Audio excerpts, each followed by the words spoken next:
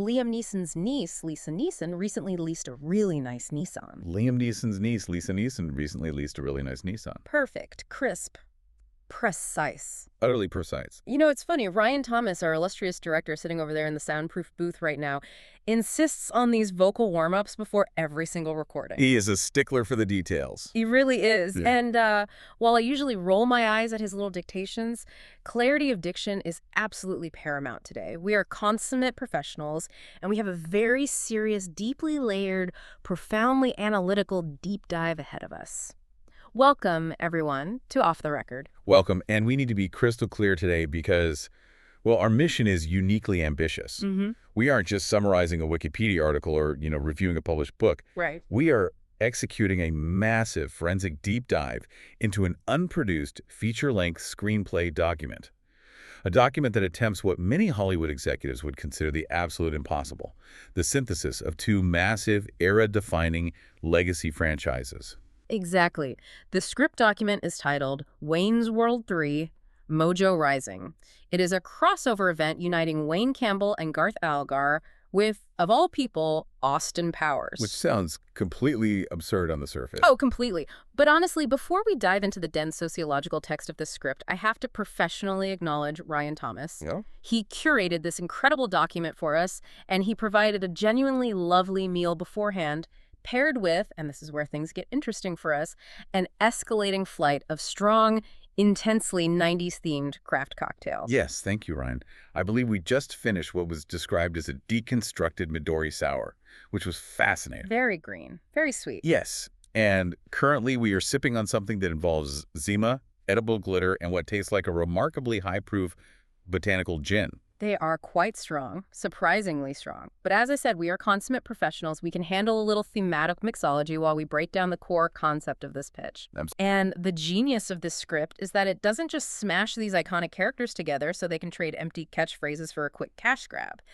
It forces a collision because both of these worlds, Wayne's World and Austin Powers, are fundamentally about the exact same thing right now. Which is a brilliant observation by the writer. Right. They are about aging entertainment ecosystems struggling to survive in a corporatized, algorithmic, post-ironic culture. That is the crucial foundational insight of the entire document. If you look at both franchises, they are deeply rooted in exaggerated nostalgia.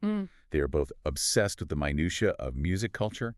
They are built entirely around sketch comedy logic, and most importantly, they are centered on lovable, fiercely sincere idiots surviving in eras that are rapidly changing around them. Yes. It is a hyper-meta, satirical look at what happens to analog men in a violently digital world. It's brilliant when you really unpack it. You have these middle-aged men realizing the world has become far too complicated and honestly far too cynical to effectively parody anymore. I mean, how do you satirize a world that is already a parody of itself? The closed loop. Exactly. Before we get into the mechanics of the plot, we really need to analytically review the title choices provided by the writer in the source document, because they set the thematic tone perfectly.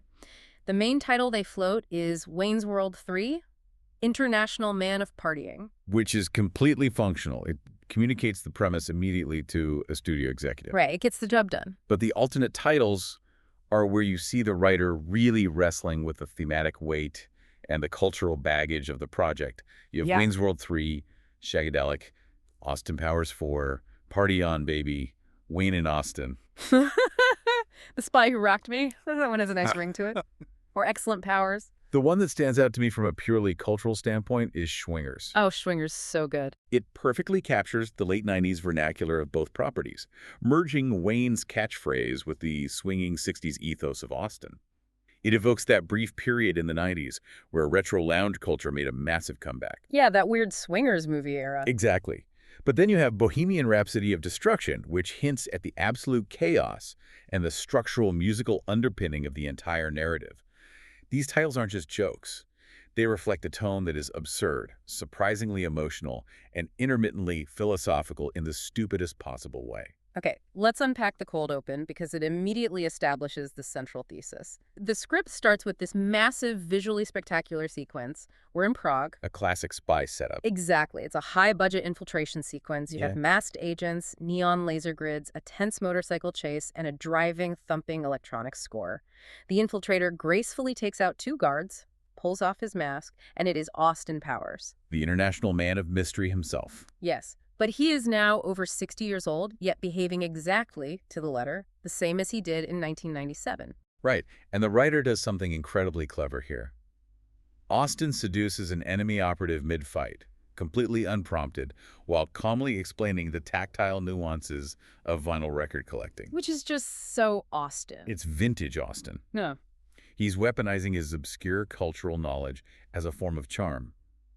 But the twist, the immediate subversion, is that the mission catastrophically fails right after this. Yeah. And we have to ask why. Why does he fail? It fails because Austin simply cannot comprehend the infrastructure of the modern security apparatus. He is literally thwarted by QR code security. Yes. He tries to use a retro gadget to pick a lock, but it's a retinal scanner tied to an app. He can't get past facial recognition cameras because his quote-unquote disguise is just a pair of fake teeth and glasses, which the AI sees right through. It instantly flags him. Exactly. And he completely bungles the agency's new gender-neutral undercover protocols. And the specific detail here that just kills me is so sharp. He accidentally triggers a massive international incident because he aggressively says, "Yeah, baby," to a Scandinavian defense minister during a highly sensitive negotiation. Which is brilliant because it forces us to reevaluate the character. In the 90s, his aggressive sexuality was played as a harmless anachronism. It was goofy. Right, it was just a joke. But in modern geopolitics, where diplomacy is incredibly regulated and scrutinized by global media, he isn't charming. He's a walking diplomatic crisis. The script is actively explaining how the world has outgrown him. Completely outgrown him. Which is exactly why we find out he's been living in a witness protection-style MI6 retirement program for the last 15 years. The British government literally had to hide him from the internet to prevent him from getting canceled or starting a war. That transition is so vital because after this high-stakes disaster in Prague, we get a smash cut to Aurora, Illinois. We're checking in on Wayne and Garth, and wow, the contrast is stark. It really is jarring. We go from international espionage to a painfully mundane basement. Wayne is sitting in his basement doing ad reads for erectile dysfunction gummies on a struggling, long-form rock podcast that nobody listens to. It's actually quite tragic, isn't it? When you really think about the trajectory. Well, let me push back on that for a second. Yeah. Is it actually sad that Wayne is stuck in the past, or is it just the harsh reality of being Gen X on the modern internet? That's an interesting distinction. I mean, think about what Wayne represented in 1992. He Yeah. was the king of public access TV. He represented democratized media. He was a kid in a basement, broadcasting to his local community, bypassing corporate structures entirely. Pioneer, really.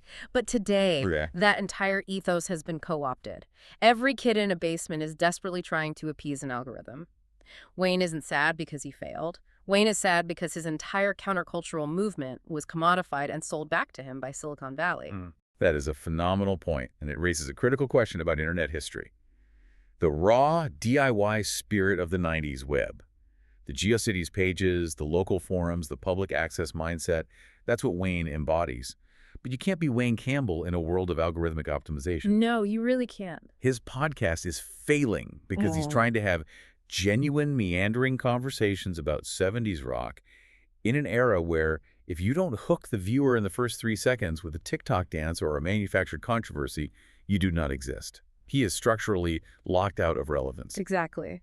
And then you look at Garth. Garth runs a bizarre, highly experimental YouTube engineering channel. He only has 900 loyal subscribers, but he also has several active FBI warnings against him because of the unregulated, dangerous analog technology he's building. It's so fitting for Garth. The basement set is still exactly the same, but it's just depressing now. It's cluttered with cheap ring lights, tangled streaming gear, dusty CRT monitors, and this is the detail that gets me, unopened Funko Pops of themselves.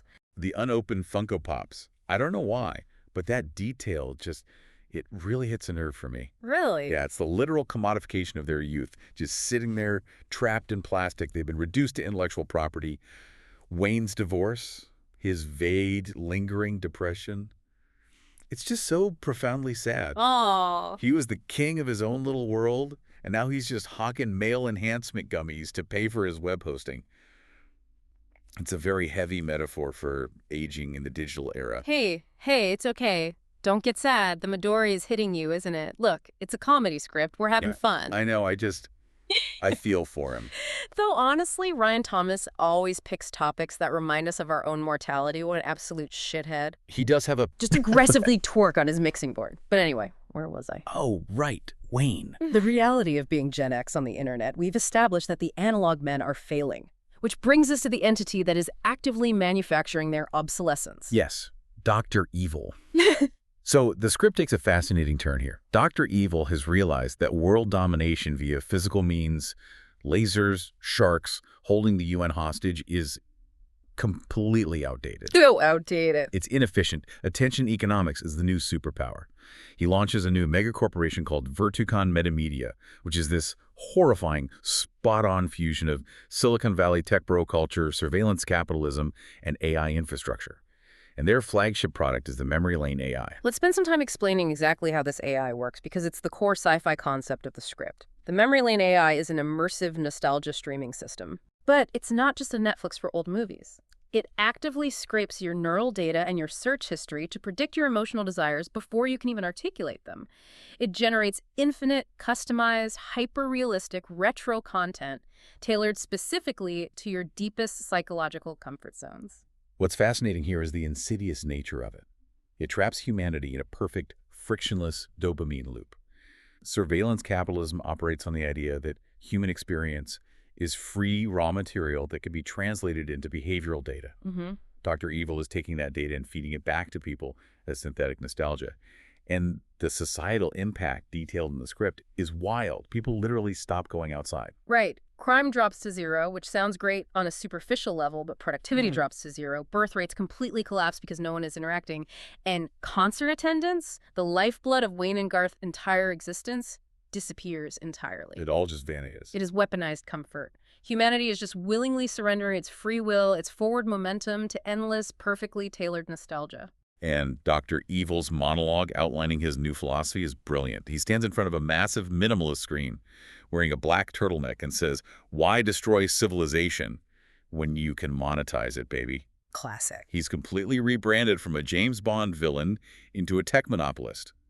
And his corporate evolutions reflect this perfectly. Mini-Me is now a terrifyingly aggressive billionaire venture capitalist.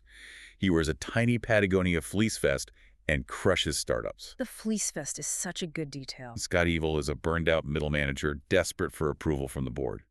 Number 2 is horrifyingly competent in the corporate space. He's basically a McKinsey consultant.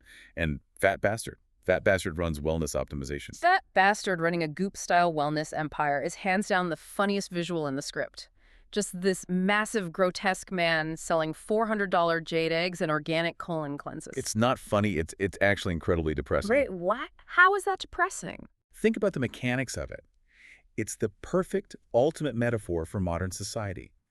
The most toxic, all-consuming entities in our culture simply rebrand themselves as wellness optimization to sell us our own insecurities back to us. Well, I mean... Wellness culture takes something inherently natural, our health, our bodies, and bloats it with pseudoscientific consumerism.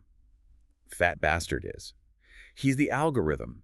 He eats your insecurities, he digests your data, and he shits out a subscription box. Yeah. Everything is just content. Everything is optimization. It's a spiritual void. Okay, you are definitely feeling those drinks. You're slurring a little bit on optimization, babe. I am perfectly articulate. Sure you are. But I hear you. You're saying the villains haven't changed their evil nature. They've just adapted it to fit the modern economic model.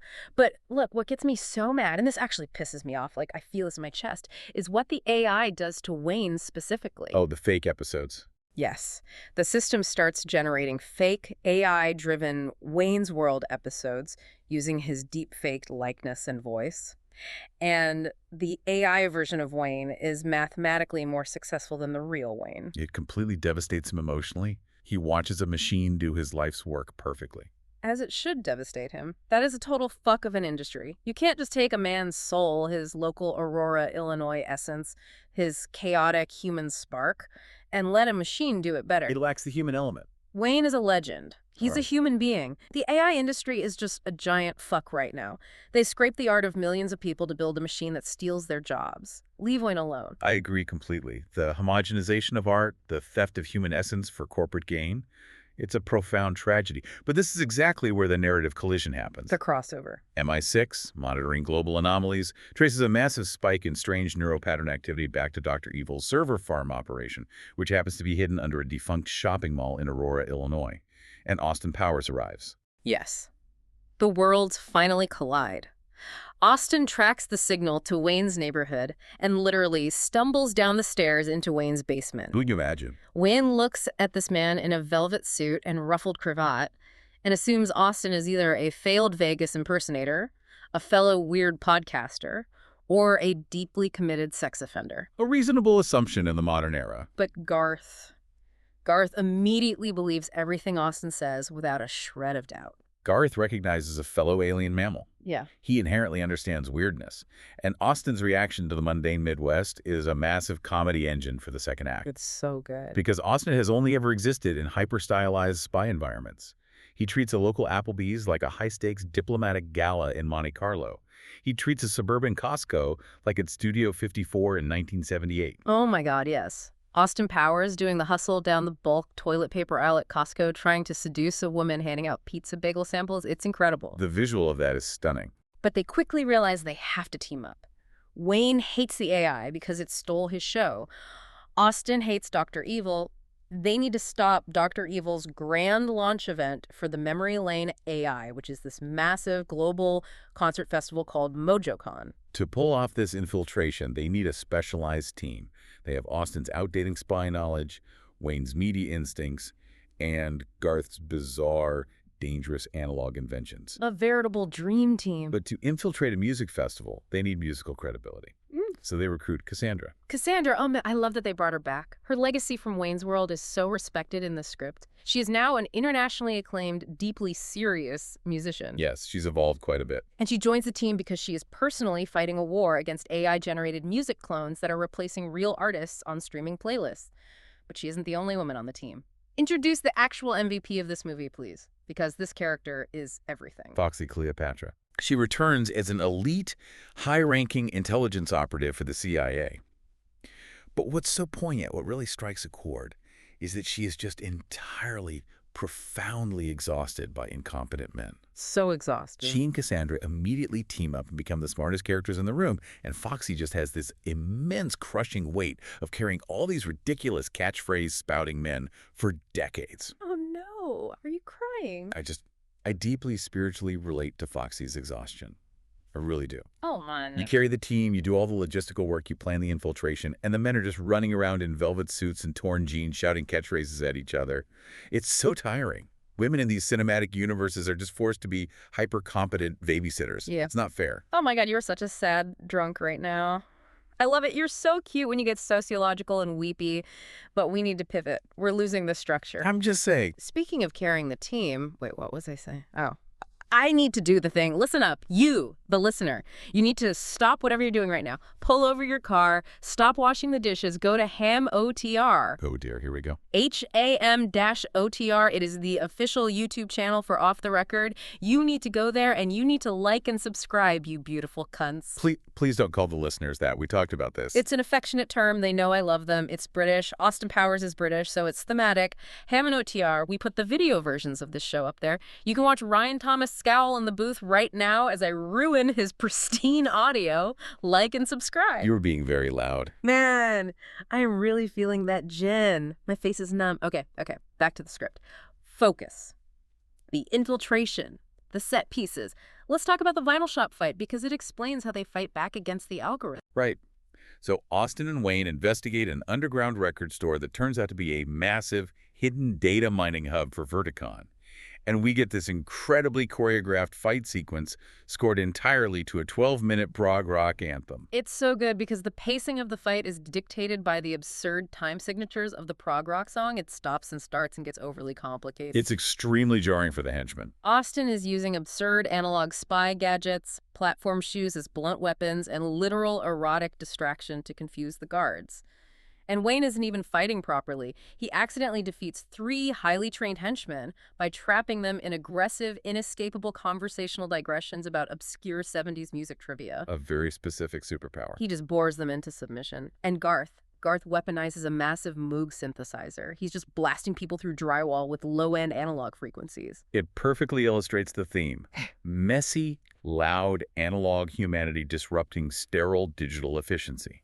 Which leads us to the second major set piece, the Silicon Valley infiltration. Oh, this part is savage. Wayne and Garth pretend to be disruptive startup founders to get into Verticon headquarters.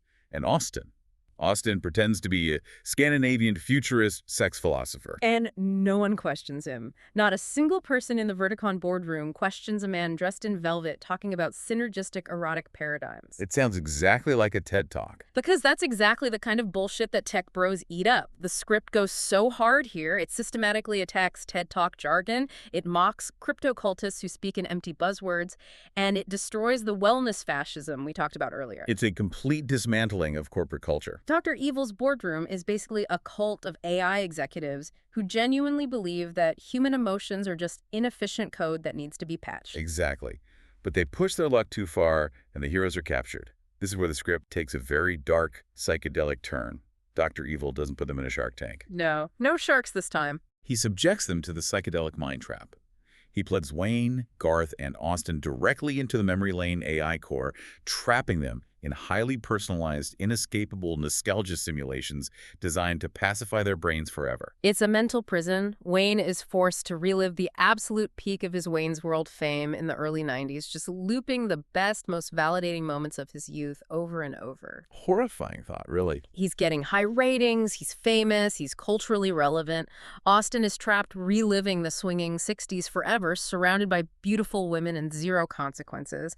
The AI calculates exactly what will make them stop fighting. They're paralyzed by their own perfect pasts. But then there's Garth. Oh, Garth. Sweet, pure Garth. Tell them exactly what Garth's ultimate personalized AI-generated pacifying fantasy is, because it is the greatest joke in the entire screenplay. Garth's fantasy, his perfect, inescapable dopamine loop calculated by a trillion-dollar supercomputer, is simply sitting alone on a folding chair, eating a cup of butterscotch pudding while trains pass by nearby. It's so stupid. It's so incredibly stupid and brilliant. The machine doesn't know what to do with him. It's not stupid. It's beautiful. It's the most beautiful, poignant thing I've ever heard. Are you crying again? He doesn't want fame. He doesn't want the 60s or cultural validation. He just wants the simple, rhythmic, analog comfort of a heavy train and a little plastic cup of snack. He's so pure. He's a completely uncorrupted soul in a digital wasteland. We should all aspire to be Garth. Oh, come here. Oh my God, you were actually weeping. You have tears streaming down your face. You are an absolute mess. Garth is an absolute genius, and you are precious, and I just want to squeeze your face. Come here, let me hug you, you sad, brilliant little drunk. I'm fine. Don't patronize me. It's just, you have to understand the philosophical weight of it. I'm listening. Nostalgia becomes a prison if you choose to live there permanently. That's the emotional revelation of the entire second act. Wayne and Austin realize their perfect memories are hollow. Because it isn't real. They escape the trap because they recognize that the imperfections, the failures, the pain of reality are what made their lives meaningful in the first place. The pudding is perfect, but real life is messy, and you have to choose the mess. Damn. You are so smart. Even when you're slurring, that was deep as hell. You have to choose the mess. Okay, so they break out of the mind trap, they rescue Cassandra and Foxy, and we head into the massive climax at MojoCon. Yes, the festival. Let's set the scene. This festival is described in the script as part Coachella, part Comic-Con, part Davos Economic Forum, and part Supervillain Summit. It is the epicenter of modern corporate culture. And the most terrifying detail is the audience. The entire audience, tens of thousands of people, are wearing Verticon neural headsets. Mind control. They aren't watching a stage. They are actively receiving customized, algorithmically generated dopamine entertainment directly into their cerebral cortexes. They are totally sedated. It's a silent disco of the mind, and everyone is completely isolated from each other. Okay, hold on. Let me put on my serious academic broadcasting voice for a second. Let's reset. The film, fundamentally, is secretly about whether irony destroyed sincerity in the postmodern era. That is the core theme. It asks the critical question of whether deeply uncool, fiercely sincere people are our last line of defense against corporate homogenization. And when Dr. Evil activates the central core, The algorithm of grooviness. Wait, no, I can't do it. I can't be serious. The algorithm of grooviness. Are you kidding me? This shit is just too real. It's exactly what Silicon Valley is doing to us right now. They are trying to algorithmically generate our culture. It's a giant fucking scam. It is both deeply stupid and weirdly, terrifyingly plausible. Oh. Dr. Evil activates the system, and humanity enters a state of blissful, algorithmic sedation. Everyone in the world who has the app is trapped in their own personalized screen loop. The world goes silent. So how do they beat it? How do a couple of 90s relics beat a quantum supercomputer? With chaos. Exactly. Wayne has a massive realization. The one thing, the only thing an algorithm cannot predict, optimize, or replicate is genuine, messy, live human spontaneity. An algorithm can only remix the past, it cannot invent the future. A profound technological truth. So they hijack the global neural feed. They don't upload a computer virus, that's a 90s trope. Instead, they just broadcast a completely chaotic, unscripted, live concert directly into the headsets. No optimization, no engagement metrics, no A/B testing, just raw, unfiltered human energy. Cassandra starts performing live, making deliberate mistakes, and feeding back her amp. Just massive waves of distortion. Wayne is just riffing into a microphone, completely unscripted, letting his brain misfire in real time. Austin is dancing, and crucially, he's dancing terribly. He's offbeat. Garth is improvising bizarre visual effects using an overhead projector and colored liquids. It's the imperfections that break the algorithm. The AI tries to categorize the data, but it can't because it doesn't fit any known genre or demographic. It lacks a recognizable pattern. The sheer unpredictability of it overloads the system. Humanity snaps out of the trance because, for the first time in years, the media they are consuming actually feels alive. It has friction. And this leads directly to the final physical confrontation. Dr. Eva and Austin are literally physically fighting on the main stage, throwing punches, while actively debating the philosophical merits of culture. Which is just an amazing visual. And Austin, pinned to the ground, shouts the ultimate thesis of the entire film. You can't automate groove, baby. You can't automate groove, baby. Holy shit. I'm sorry. I know I'm swearing a lot, but that is the most important philosophical statement of the 21st century. It really is. It really is. If you unpack it, we spend so much time, think about our lives. Yeah. We spend our life trying to metricize joy. We really do. We track our sleep, we track our steps, we track our engagement, but groove is the friction of the human soul. Groove is the pocket between the beat. You cannot automate it because automation requires perfection, and groove requires a slight human delay. You literally cannot automate groove because groove requires the possibility of a mistake. If a drum machine plays a beat perfectly on the grid, it's sterile. If a human plays it slightly late, it grooves. Oh my God, my mind is completely blown. It's a revelation. I need a tattoo of that. Across my chest. I am slurring so much right now. My lips feel huge, but I don't even care because I feel like we just solved society. We just solved it.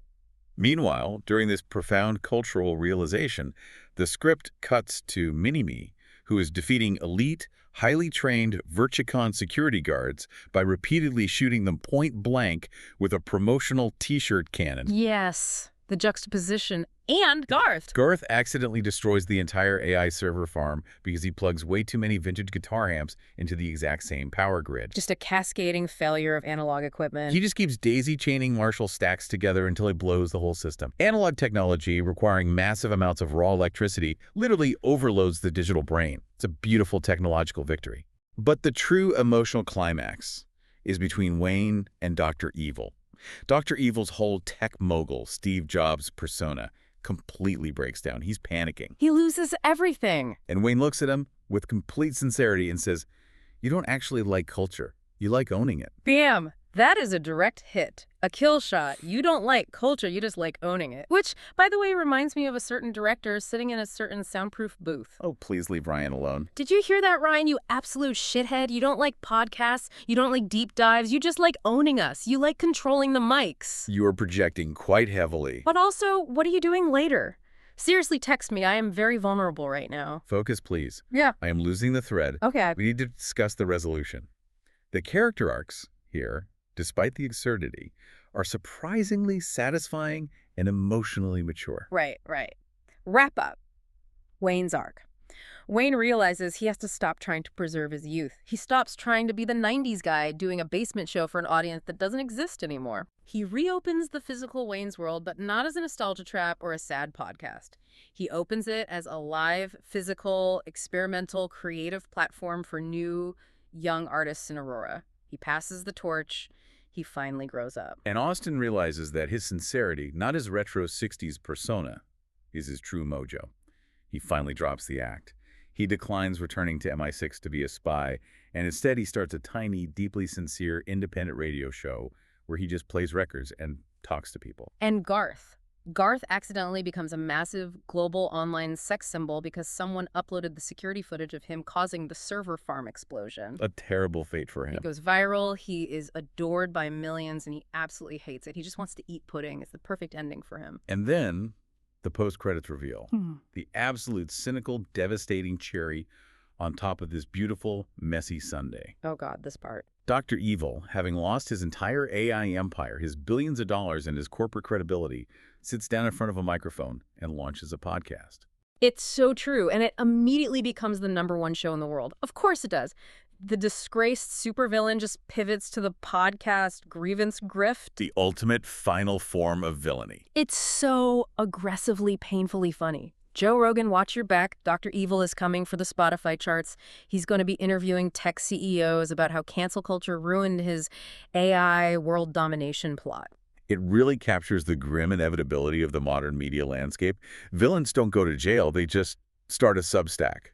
And we have to mention the soundtrack to close this out. The music wraps the whole thematic package together. So many good bands. Foo Fighters, Queens of the Stone Age, Weird Al Yankovic doing something unhinged. And the inevitable, completely ridiculous, bloated ensemble cover of Bohemian Rhapsody to play us out through the credits. Everyone singing, completely off-key. It's so stupid and perfect. Huh. Wow, what a deep dive. What an absolute ride. My brain is buzzing. I'm so exhausted, and I love you so much right now. You're such a good co-host. We did such a good job. We did. We really broke it down. Yeah. If I have a final thought, something I want to leave floating in the air, something for the listener to take away and chew on. Lay it on me. Blow my mind one last time. What if we are already in the nostalgia loop? Whoa. Think about it. What if this whole deep dive, this entire 60-minute conversation about a hypothetical crossover of two 90s movies is just a dopamine trap generated to keep us pacified? What if the algorithm knows exactly what we want to hear and we're just feeding it our voices? Are we analyzing the culture, or are we just the product being sold? Oh my God. Are we the AI? Are you real? Am I real? Are these cocktails just code? It's a terrifying possibility. You know what? I don't even care. If I'm in a loop, it's a great fucking loop. I love you, you sad, smart bastard. And to the listener, don't let the algorithm win. Stay messy, make mistakes. And subscribe to the fucking HamOTR YouTube channel. Ryan Thomas, you cock. Turn off the recording and take us out for more drinks right now. I need carbs. We're done. Get the mics. Turn it off before we incriminate ourselves. Yeah, baby. Wait, where's my glass? You spilled it. You spilled the entire thing on the soundboard. Oops. Well, groove cannot be automated. Peace out.